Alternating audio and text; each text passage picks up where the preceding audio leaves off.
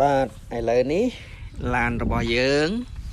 បានរួចរាល់មួយចំនួនហើយទាំងក្បាលរបស់វាហើយនឹងទ្រុងរបស់ឡាននេះក៏ប៉ុន្តែមិនទាន់មានតួទេបងប្អូននៅអត់ទាន់បានធ្វើកង់ហើយនឹងធ្វើតួទេប៉ុន្តែនៅវីដេអូក្រោយខ្ញុំនឹងធ្វើតួធ្វើកង់ជូនបងប្អូនសូមជួយ Subscribe ផងបើសិនជាបងប្អូនចូលចិត្តវីដេអូនេះបាទដើម្បីទទួលបានវីដេអូថ្មីសូមជម្រាបលាបាទសួស្តីបងប្អូនអរគ្នាថ្ងៃនេះយើងមកធ្វើពីទ្រុងឡានរបៀបធ្វើទ្រុងឡានហើយយើងមានបដាបដាអញ្ចឹងណាបងប្អូនគឺជ័រផ្លាស្ទិកហើយនឹងយើងមានកត្រៃយើងមាន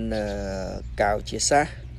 បងប្អូនយកកៅ502ក៏បានដែរបងប្អូនយើងបិទដែលយើងកាត់តាមនឹងទៅហើយយើងមានបន្ទាត់យើងមានអីចឹងណាហើយបងប្អូនអាចមើលក្នុងវីដេអូនេះបានគឺយើងកំពុងតែធ្វើវាដោយសារខ្ញុំអត់បានលម្អិតទេយើងថតអត់សូវបានល្អដែរអញ្ចឹងសូមអភ័យទោសផងនៅក្នុងវីដេអូក្រោយបើសិនជាបងប្អូនចង់ដឹងច្បាស់អំពីរបៀបធ្វើមួយខ្ញុំនឹងដាក់វីដេអូជូនលើក្រោយណាអញ្ចឹងបើសិនជាបងប្អូនចូលចិត្តឬក៏ចង់មើលវីដេអូរបៀបនេះបន្តទៀតខ្ញុំនឹងព្យាយាមធ្វើឲ្យបានល្អដើម្បីចែកជូនជាការយល់ដឹងជាចំណេះដឹងបន្តិចបន្តួចសម្រាប់បងប្អូនដែលគាត់អត់ទាន់ចេះធ្វើកូនឡានដឹកដីជ័រ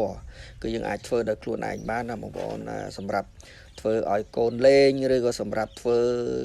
ទុកយកថតជា YouTube ដើម្បីរកលុយតាម YouTube ដូចជា Facebook ណាបងប្អូនអាចមើលតាមវីដេអូនេះបន្តិចម្ដងទៅខ្ញុំគិតថាបងប្អូនអាចនឹងយល់ក៏គាត់ថា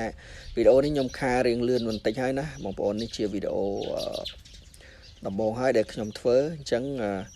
សូមបងប្អូនរីករាយទស្សនាទាំងអស់គ្នា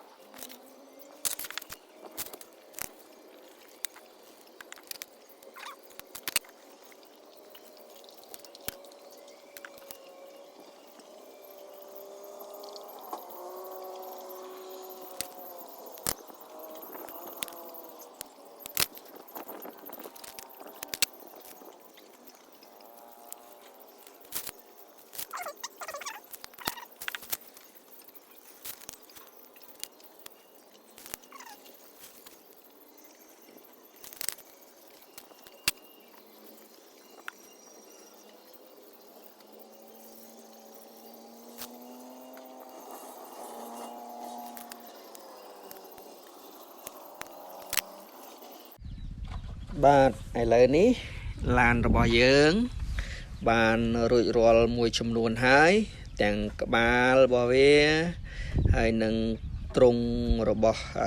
ឡាននេះ